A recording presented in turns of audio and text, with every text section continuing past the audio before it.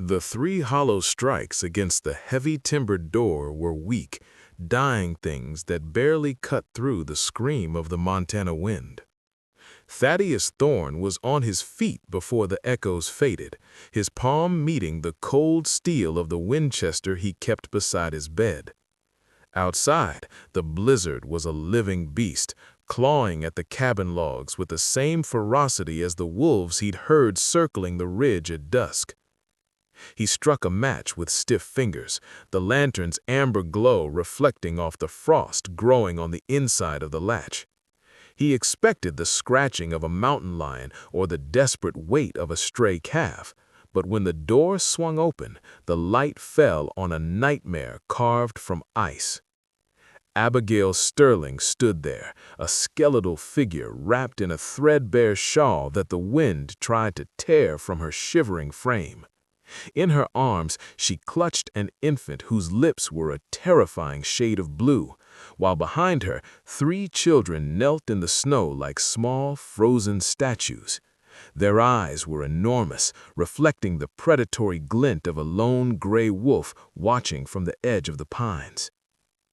"Save them," Abigail rasped, her voice cracking like dry kindling. "Take my kids. I'll go back out. I'll walk until the sleep takes me. Just let them live." Thaddeus reached out, catching her before she could collapse into the drift. For 3 years, his cabin had been a silent tomb, a monument to his wife and son he'd failed to protect. But as he pulled the starving family toward the roaring heat of the wood stove, he felt the heavy ice around his own heart finally begin to fracture. "I'm not just taking the children," Thaddeus grunted, his voice thick with a resolve he thought he'd buried forever. "I'm taking you all." The cabin door slammed shut against the howling darkness, sealing them inside a space that hadn't heard a child's voice in 3 winters. Thaddeus threw split logs into the stove until the iron belly glowed orange. The woman swayed on her feet, still clutching the infant. Behind her, 3 children stood frozen, their faces bearing the hollow-eyed stare of those who'd learned not to hope for warmth. "Sit," Thaddeus commanded, gesturing toward the wooden table. The woman collapsed into the chair with a sound that was half sob. The children followed like shadows, moving so quietly that Thaddeus wondered if hunger had stolen their voices. Under lamplight, he saw them properly. The oldest was a girl, maybe 13, with dark hair and eyes that held too much understanding. 2 boys who looked like mirror images huddled together, thin shoulders touching.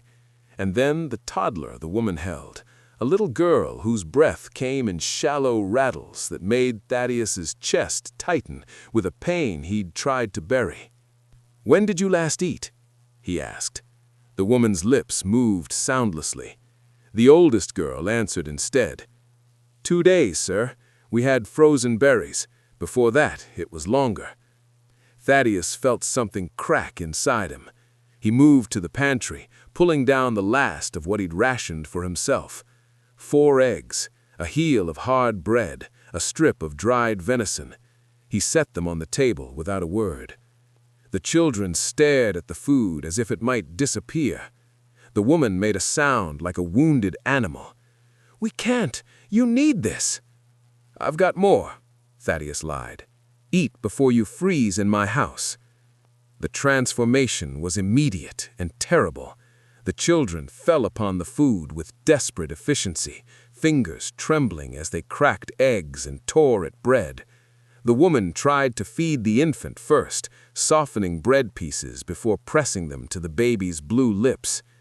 Thaddeus turned away, eyes falling on the notches carved into the ceiling beam above his bed.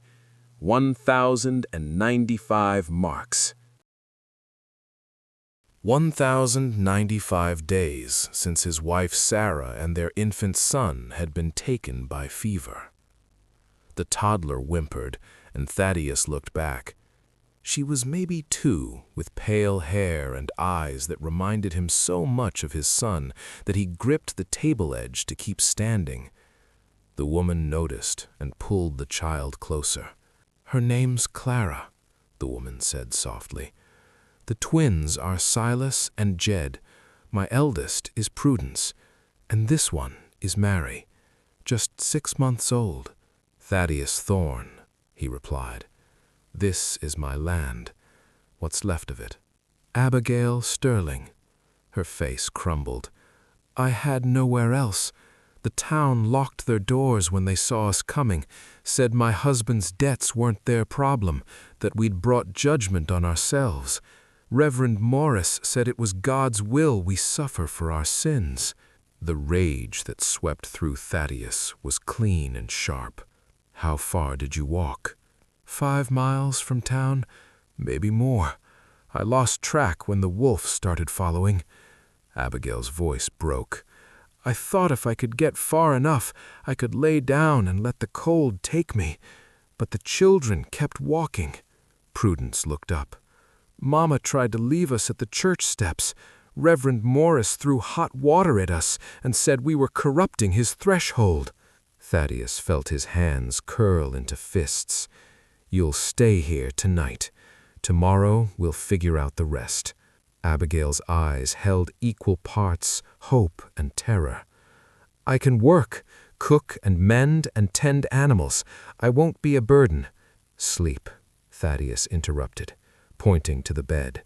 "All of you. I'll take the floor by the stove." The children climbed into the bed with careful movements. Clara curled against her mother's chest.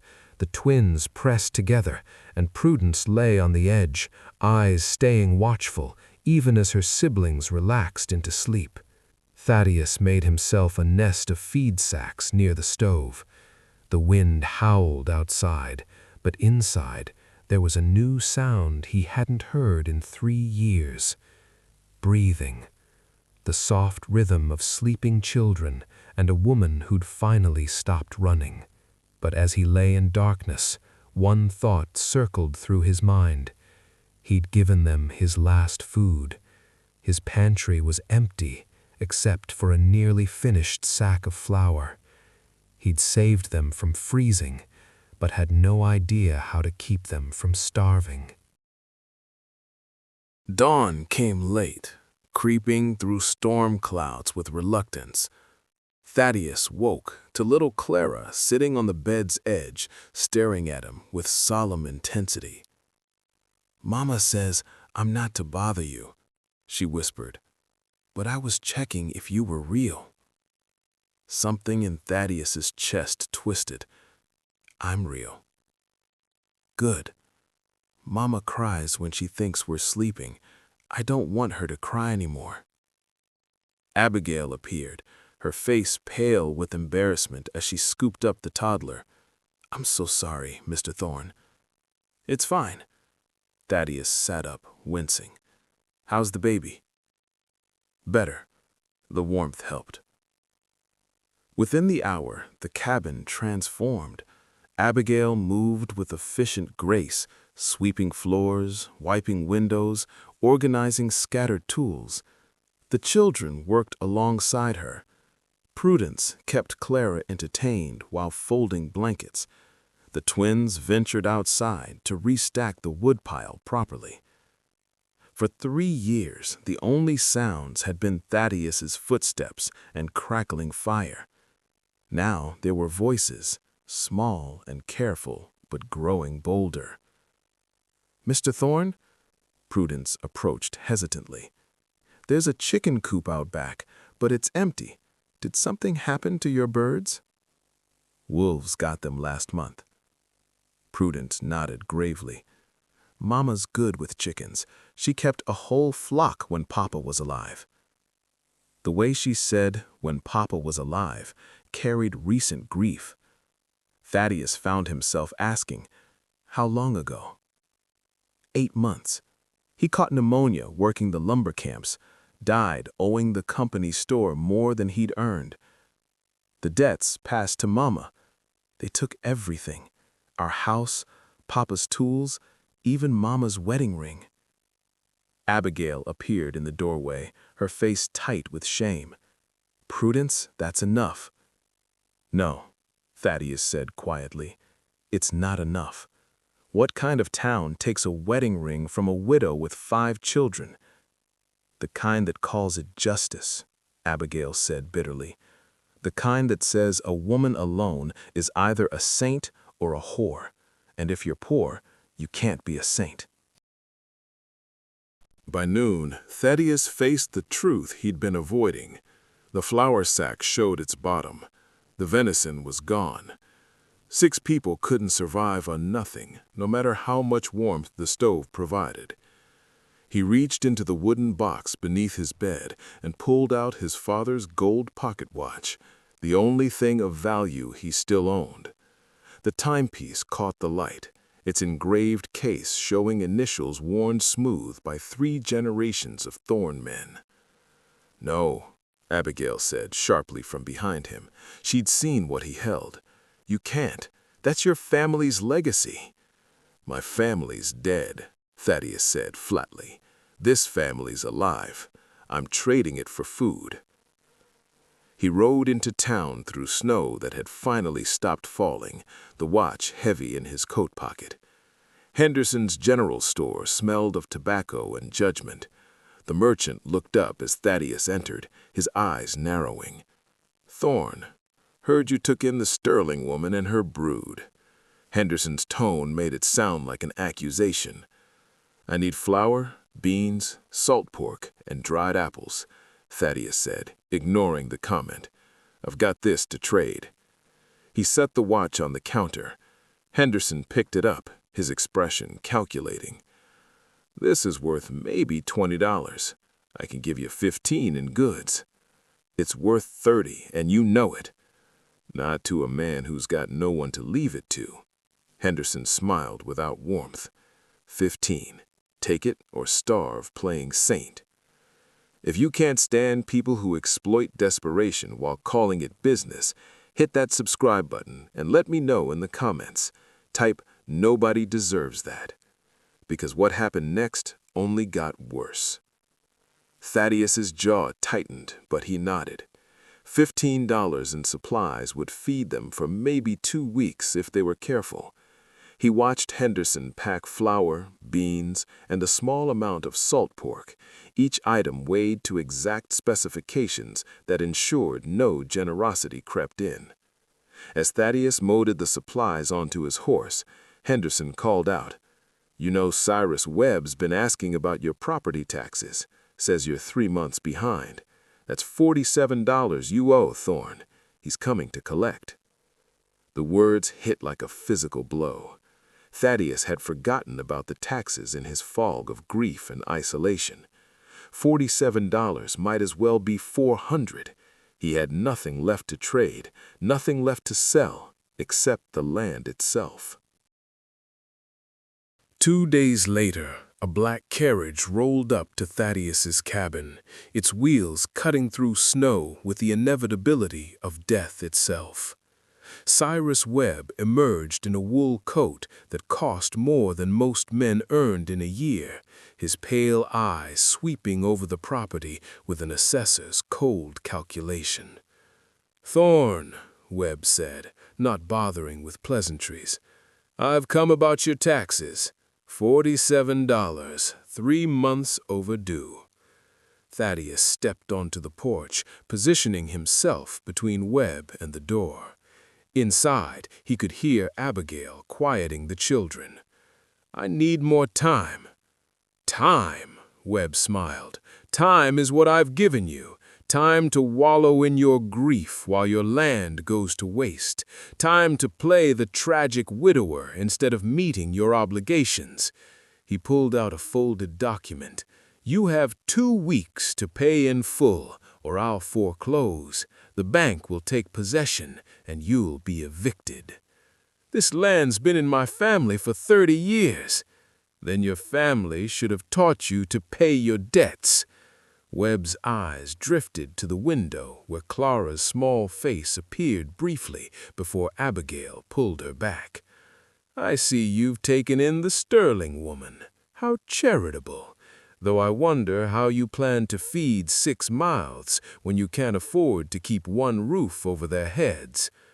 Thaddeus felt rage building in his chest, hot and dangerous. "Get off my property!" "2 weeks, Thorne, not a day more." Webb climbed back into his carriage, leaving Thaddeus standing in the snow with the weight of impossible mathematics crushing down on him. That night, after the children were asleep, Abigail approached him by the stove. "I heard," she said quietly, "about the taxes. It's not your problem. Everything about me is a problem for everyone." Abigail's voice was bitter. "But I have something." She reached into her dress and pulled out a small object wrapped in cloth. When she unfolded it, Thaddeus saw a man's pocket watch, simpler than his father's had been, but still silver. "It was my husband's grandfather's. The debt collectors missed it because I hid it in Clara's crib." "I can't take that." "You already gave your father's watch for us," Abigail said fiercely. "This is my contribution. We're in this together now, whether you planned it or not."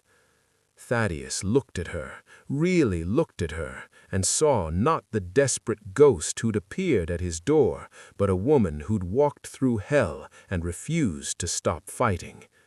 "Together," he repeated slowly, the word feeling strange in his mouth after 3 years of alone. The next morning, Thaddeus and Abigail rode to town together, leaving Prudence in charge of her siblings. The 2 watches would fetch maybe $30 if Henderson was feeling generous, which he wouldn't be.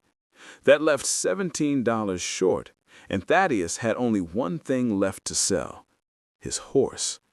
The animal had been Sarah's, a strong mare named Copper, who'd carried them through 5 winters. Selling her meant walking everywhere, meant isolation when the next blizzard hit, meant cutting off his last connection to the life he'd had before.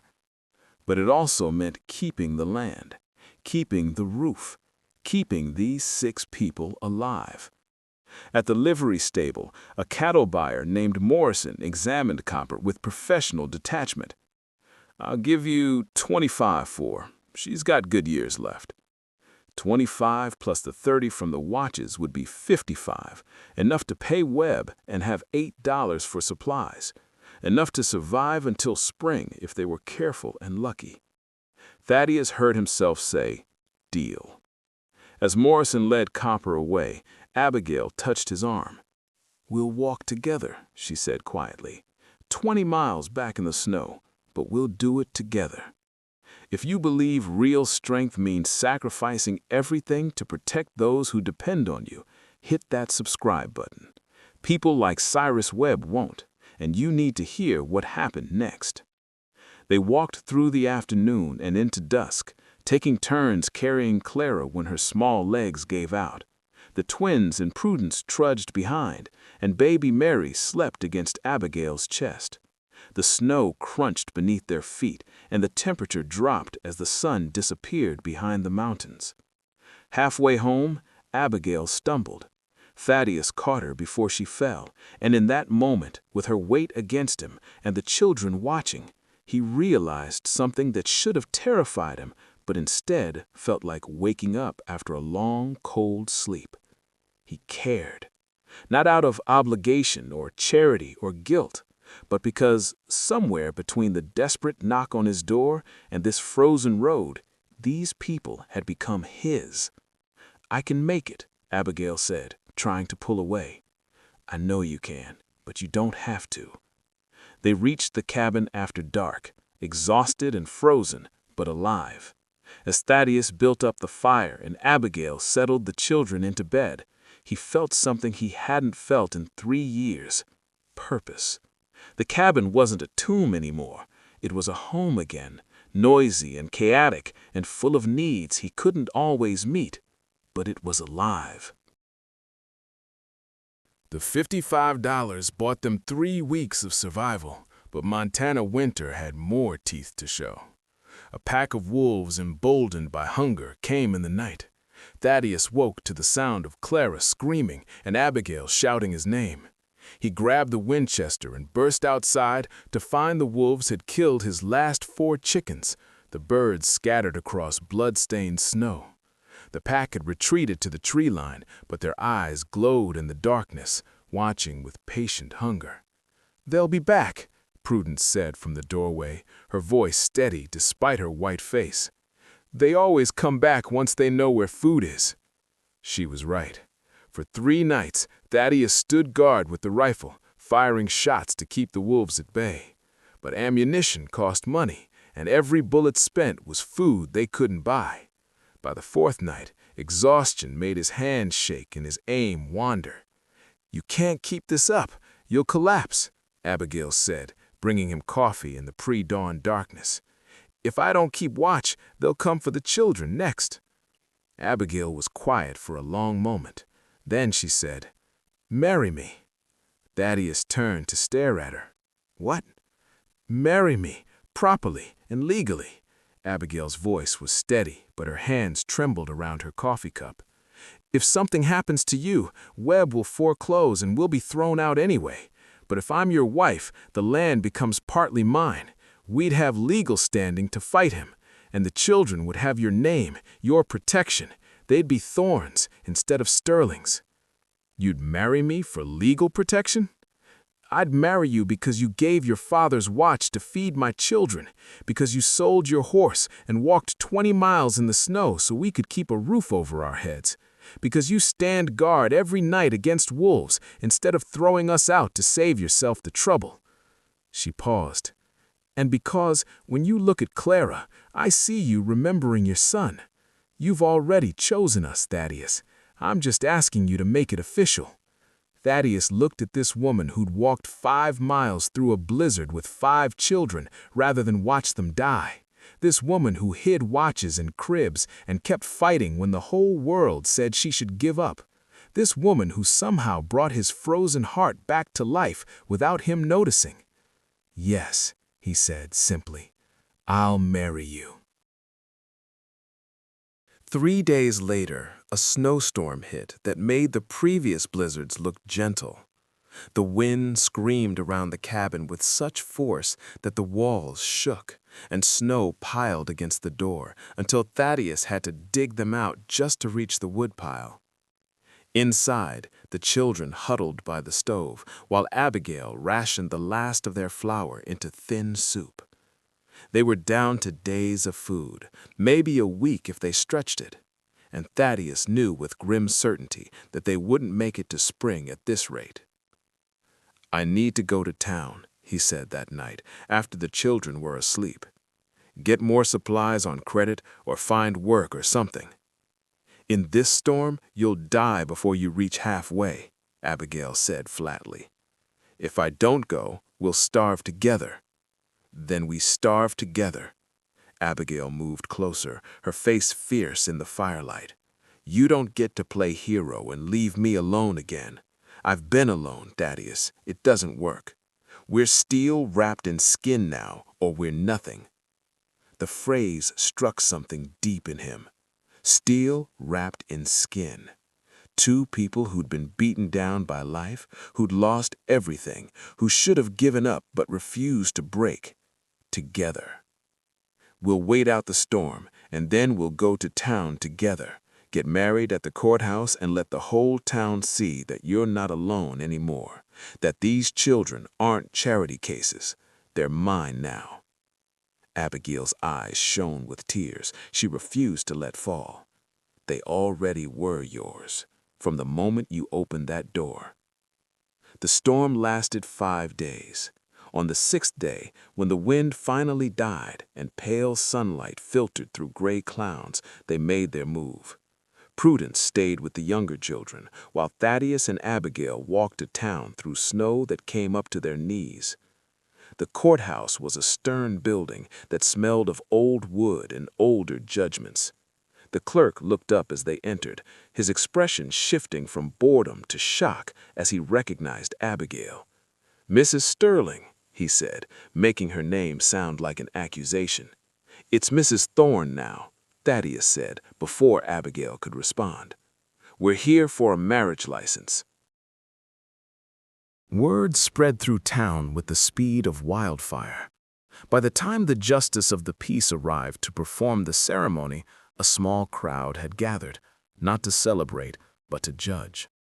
Reverend Morris pushed his way to the front, his face red with righteous anger.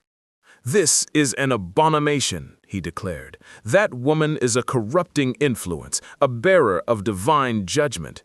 Her husband's debts were paid," Thaddeus interrupted, his voice cold as the winter outside. "By her husband's death, by her children going hungry, by your congregation throwing hot water at freezing children and calling it God's will." He stepped forward, and Morris actually took a step back.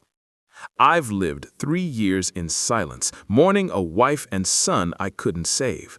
But Abigail Sterling saved herself and 5 children by walking 5 miles through a blizzard while a wolf stalked them. So don't you dare talk to me about divine judgment." The crowd murmured, some in approval, others in shock. Henderson spoke up from the back. "You're making a mistake, Thorne, taking on another man's debts in 5 hungry mouths. Those debts are paid, the children are fed, and this family saved me from being a dead man walking in my own skin." He turned to Abigail, who stood straight-backed despite the tears streaming down her face. "She saved me. Now I'm just making it legal." Comment: family is chosen, not owed, if you're Team Thaddeus. The cruelty can't win. Now watch what happens when love gets legal protection. The justice of the peace cleared his throat. "Well, shall we proceed?" The ceremony was brief, the words simple. Thaddeus slipped a ring onto Abigail's finger, a simple band he'd commissioned from the blacksmith using the last of his credit. When the justice declared them married, Abigail looked at him with an expression that held equal parts gratitude, relief, and something deeper that made Thaddeus's breath catch. As they left the courthouse, Cyrus Webb stood on the steps, his face carved from stone. "Congratulations, Mr. Thorne, Mrs. Thorne." The title came out like poison. "I assume the taxes are paid." "In full," Thaddeus said, handing over the receipt, "plus next month's payment in advance." Webb's eyes narrowed as he examined the paper, clearly looking for a mistake he could exploit. Finding none, he folded it with sharp, angry movements. "You've bought yourself time, but time runs out for everyone, Thorne, especially for those foolish enough to play savior." "I'm not playing anything," Thaddeus said quietly. "I'm just living again. You should try it sometime."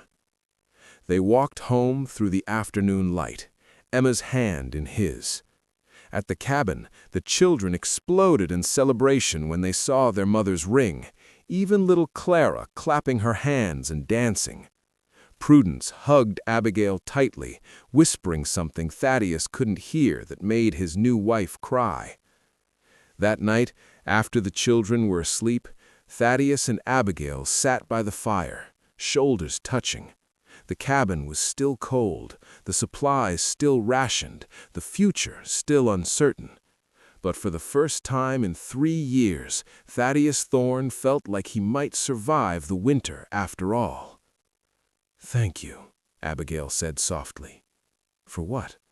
"For answering the door, for not turning us away, for choosing us." Thaddeus thought about that night, about the 3 weak knocks that had changed everything. "I thought I was done living," he admitted. "Thought I'd just exist until the cold or the loneliness finished me off. But then you knocked, and suddenly I had a reason to get up in the morning." "We all needed each other," Abigail said. "That's the truth of it. I needed your strength, you needed our purpose. Together, we're something neither of us could be alone." "Steel wrapped in skin," Thaddeus murmured, and Abigail smiled. Spring came slowly to Montana, but it came. The snow melted in patches, revealing brown earth that would soon turn green.